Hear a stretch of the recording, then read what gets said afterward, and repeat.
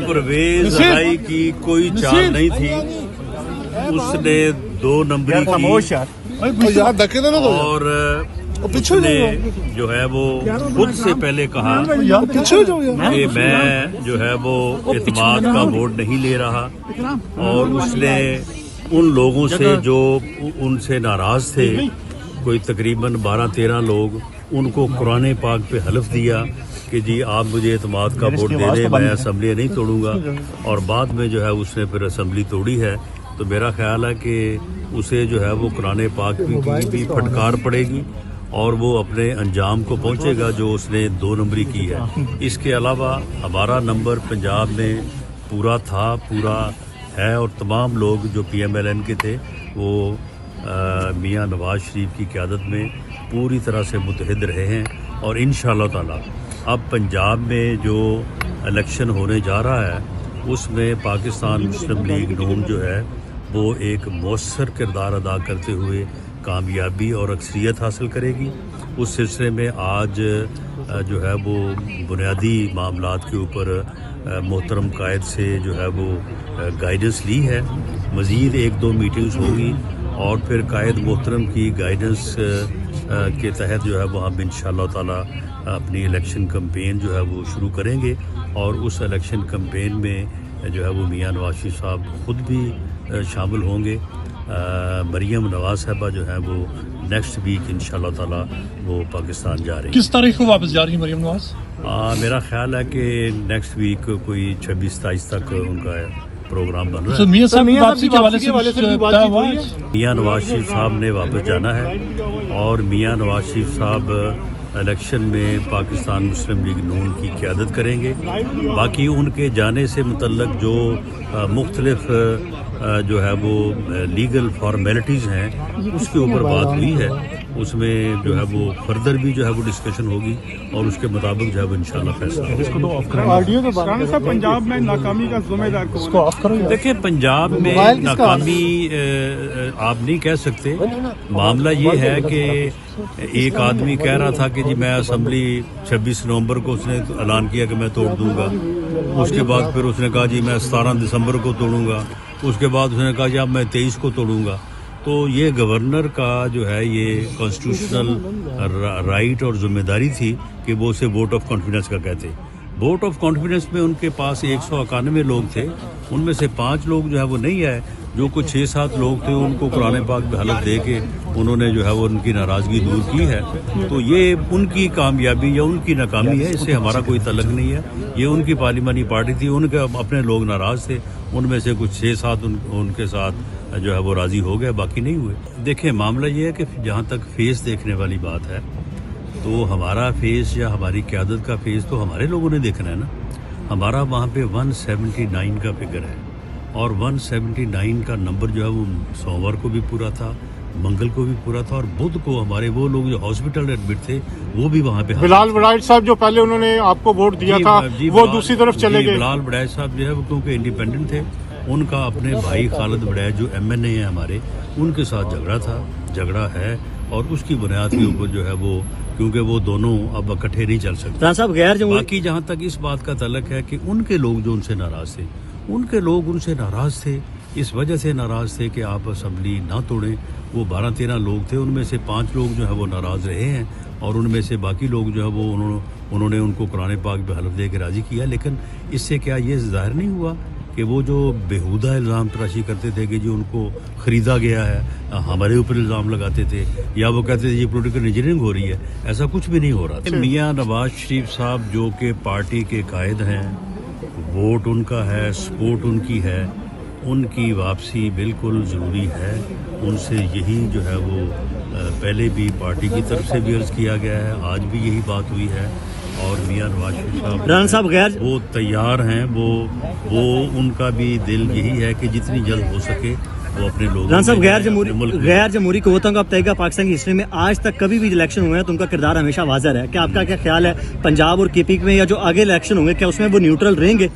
देखें, ये कमिटमेंट जो है वो अदारे की तरफ से, यार ये जनरल साउंड है, मेहरबानी करके लेवल यार मेहरबानी वो पब्लिकली हुई है। पब्लिकली जो है वो DGISP आपने और DGI ने बैठ के ये कमिटमेंट की है कि उनका किरदार जो है सारी आवाजें जा रही हैं, क्या हो गया नसीब? तो ये उसके ऊपर यकीन किया जाना चाहिए और वो उनको जो है वो आइन के मुताबिक अपना किरदार अदा करना। मरियम नवाज और चीफ खान मतलब ये फैसला किया है कि 10 अफराद की गिरफ्तारी की खबरें आ रही है जिनमें इमरान खान और शेख रशीद भी शामिल हैं। क्या वाकई हुकूमत ने ये फैसला कर लिया है कि PTI की जो क़यादत है उसको गिरफ्तार किया जाएगा? नहीं, ये हुकूमत का फैसला नहीं होगा। ये फैसला जो अदारे इन्वेस्टिगेशन कर रहे हैं, जो इनके काले करतूत सामने आ रहे हैं। अब इमरान खान का जो तोशा खाना में इंतहाई जो है वो घटिया किरदार सामने आया है, जो इसने वो एक प्रॉपर्टी टाइकून से कौमी खजाने को 50 अरब का टीका लगवा के 5 अरब रुपया कमाया है।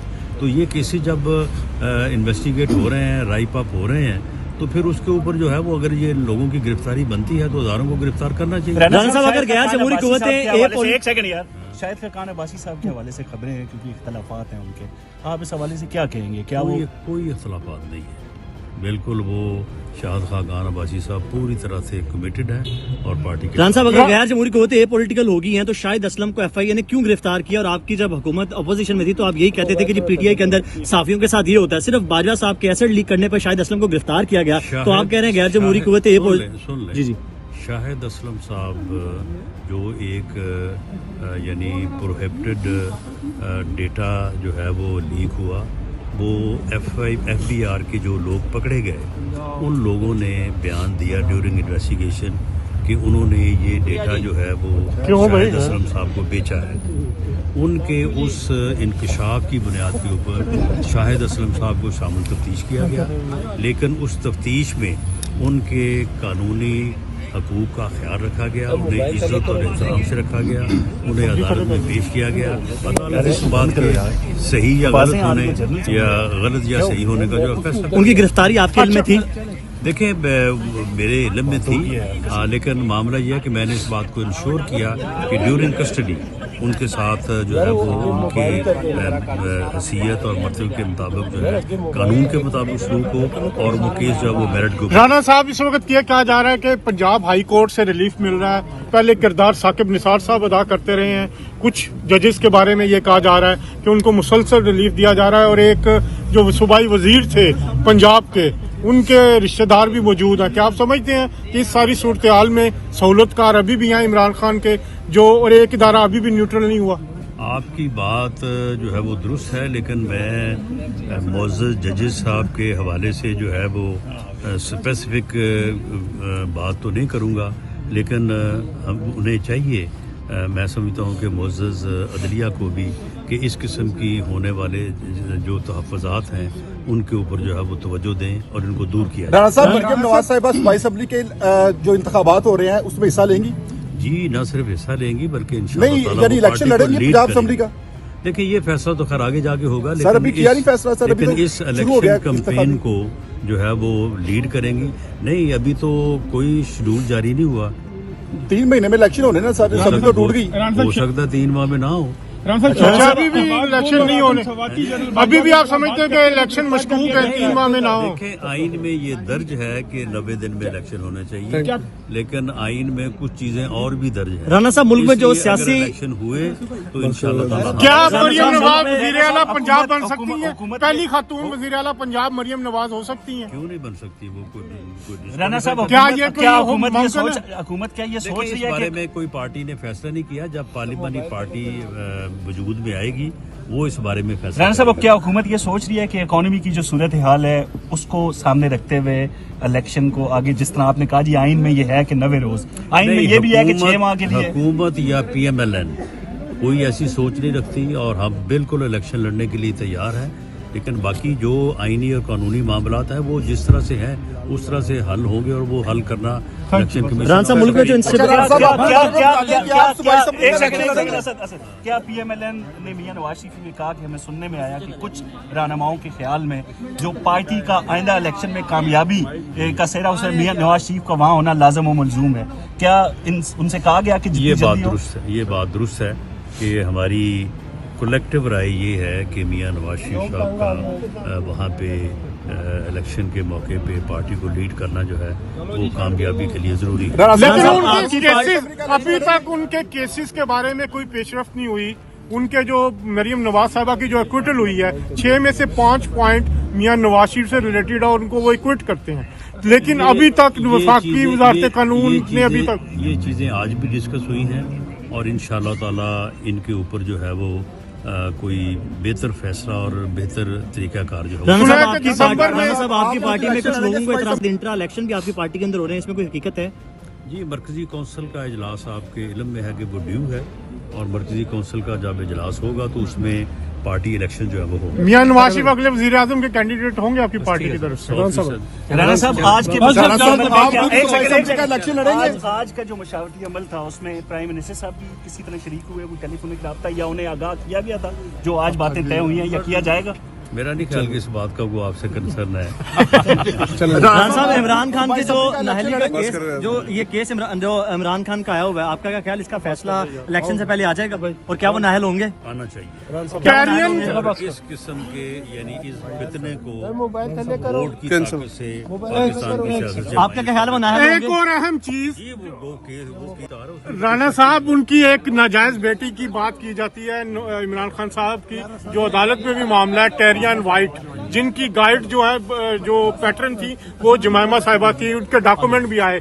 क्या आप समझते हैं कि इस्लामी जमहूरिया पाकिस्तान के आर्टिकल 62 के तहत इसमें वो नाहल हो सकते हैं? जी 100% हो सकता है। तो आपको इसके बारे में मूव करेंगे क्योंकि आप दोबारा इलेक्शन में केस ऑलरेडी अदालत में है।